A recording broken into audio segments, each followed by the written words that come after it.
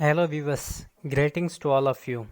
Today we will discuss origin of criminology, history of criminology, introduction and definition of criminology, nature of criminology and scope of criminology. We will discuss the term of criminology. Now, the word criminology derived from Latin word crimen, which means accusation, and Greek word logia means word or reason. Hence, the criminology is the study of crime and deviant behavior. Now, the term criminology was coined in 1885 by Italian law professor Raphael Garofalo as criminologia. Later, French anthropologist Paul Topinot used the analogous French term criminology. Now we will discuss historical background of criminology. In the 18th and early 19th century, scholars of crime focused on reform of criminal law and not on the causes of crime. Because before 18th century, the situation of crime was different and causes of crime were different. Before 18th century, if anyone commit any wrongful act or any criminal act, those person used to say that this person actually is not committing a crime himself. Actually, the evil devil forces compels to commit the crime. They do not blame on the person that he or she is doing any wrongful act. They blame that any evil devil forces that compels them to commit the crime. Also in that period, the concept of punishment was very different, and people used to punish the wrongdoers such as minor act. Those person who have done the any minor act, they punish such as brutally inhuman. Those punishment such as stoning till the death and throw the person into the boiled water or cut the pieces of alive body, and this kind of 200 types of brutal and inhuman punishment present at that time. After that, the scholars such as Caesar Beccaria and Jeremy Bentham work on the classical school, such as in 1764 Caesar Beccaria wrote an essay on crimes and punishment, and then they modified as classical school of criminology, in that they defined that those person who are committing a crime actually they are committing by their free wills.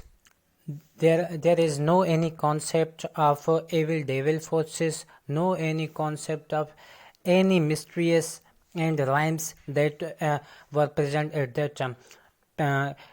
Caesar Beccaria clearly defined that the person who is committing a crime, actually he is responsible and he is a rational act doing that particular crime, and he must be punished according to the intention of crime. And after that, Caesar Beccaria and Jeremy Bentham were more concerned with the humanitarian aspects of dealing with criminals and reforming criminal laws. And also, this was the period when the criminal justice system were developed in that time. Now we'll talk about the introduction of criminology. According to Edwin Sutherland and Donald Gracie, criminology is the body of knowledge regarding crime as a social phenomenon. It includes within its scope the process of making of laws, breaking of laws, and a reaction toward the breaking of laws.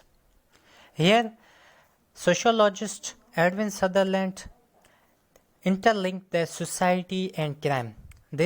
He said that criminology and crime is both interlinked with each other. After that, Coleman and Norris also defined a criminology is the study of nature of crime, causes of crime, formation of criminal law, enforcement of law, how crime can be controlled. Coleman and Norris defined that we have to study about nature and causes of crime. After the study of nature and causes, we have to formulate a specific punishment for that act. In that, we formulate a better criminal law. After that, creating a punishment through the criminal law, we have to enforce that law. After the enforcement of law, we can control the crime. This is the simple strategy of Coleman and Norris about criminology. Now we will talk about nature of criminology. Criminology continues to bring together in a very amorphous manner people who do following kinds of work. Number 1, academicians, often sociologists and criminologists, who teach students a subject called criminology. These including those criminologists who also do research and write on subject. Number 2, teacher who train people in a crime, criminal justice and that work. Number 3, those who are involved in policy research within the criminal justice system. That was the short introduction about nature of criminology. Now we will talk about the scope of criminology. First we understand what is the meaning of scope. Scope means area of field. Now we will talk about the scope of criminology. Study of causes of crime and development of criminals. Number 2, study of the origin and development of criminal laws. Number 3, study of the different factors that enhances such as criminal sociology, criminal psychiatry, criminal ecology, criminal demography, criminal epidemiology, criminal physical anthropology, criminal victimology.